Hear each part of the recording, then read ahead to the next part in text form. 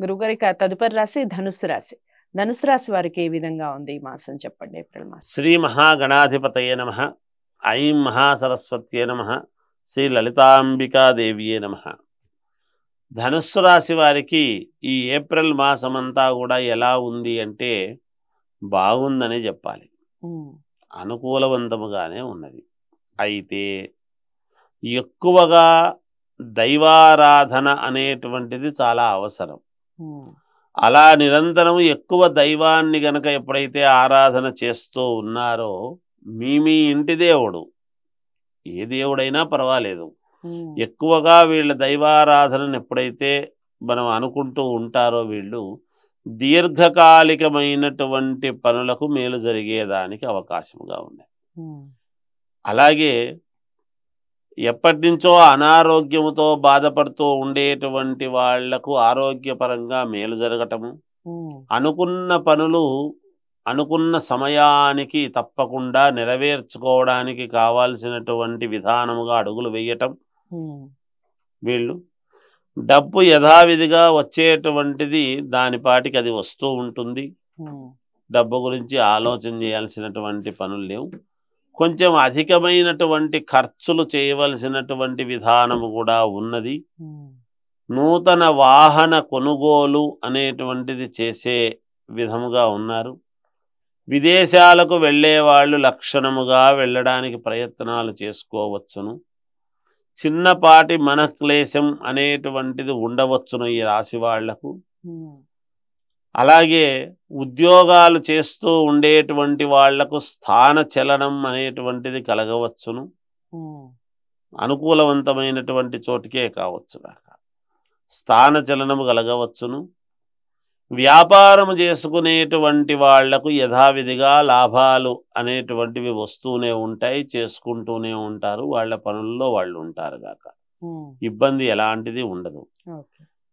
ఇక విద్యార్థులకు చాలా అనుకూలముగా ఉన్నది. సినిమా రంగములో ఉండేటువంటి వాళ్లకు చాలా శ్రేయోదాయకముగానే ఉన్నది. రాజకీయాలలో ఉండేటువంటి వాళ్లకు పదవీ యోగం అనేటువంటిది తప్పకుండా ఉన్నది ఈ రాశి వాళ్లకు. సరే, ఏది ఏమైనా వ్యక్తిగతమైనటువంటి జాతకము పరిశీలన చేసుకోవాలి అని తెలియజేస్తూ ఉన్నాను.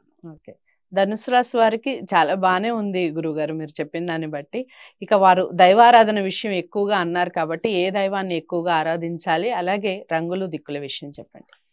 ఏ రంగు గుడ్డలు వీళ్ళు వేసుకుంటే బాగుంటుంది అని ఆలోచన చేసినప్పుడు గోల్డ్ కలర్ కానీ వీళ్ళు వేసుకోవాల్సినది. గోధుమ వర్ణము రంగులో ఉండేటువంటివి కానీ లైట్ ఎల్లో ఇట్లాంటివి వేసుకుంటే వీళ్లకు త్వరితగతిన పనులన్నీ కూడా నెరవేరుతాయి గాక. ఇక దిక్కుల విషయానికి వచ్చేటప్పటికి దక్షిణము మినహా అన్ని దిక్కులు వీళ్ళకు పనికి వస్తుంది. 3 దిక్కులు పనికి వస్తాయి గాక. ఇక ఏ దేవుణ్ణి ఆరాధిస్తే వీళ్లకు మేలు అనేటువంటి విషయానికి వచ్చినప్పుడు రాముల వారిని కానీ విష్ణు ఆలయాన్ని కానీ ఎక్కువగా సందర్శనం చేస్తే వీళ్ళకు మేలు జరుగుతుంది. చాలా బాగా చెప్పారు. ధనుసు రాశి వారికి అన్ని శుభ ఫలితాలే. బాగుందండి, మాసం అంతా కూడా బాగుంది. కాకపోతే దైవాన్ని ఎక్కువగా నమ్ముకోవడం వల్ల మీకు మంచి ఫలితాలు ఉంటాయి అన్నట్టుగా చెప్పారు గురువు గారు. ఇక దైవారాధన విషయానికి వస్తే రాముల వారిని ఎక్కువగా ఆరాధించండి. మీరు విష్ణు ఆలయాలను ఎక్కువగా సందర్శించడం ఆరాధించడం వల్ల మంచి ఫలితాలు ఉంటాయి.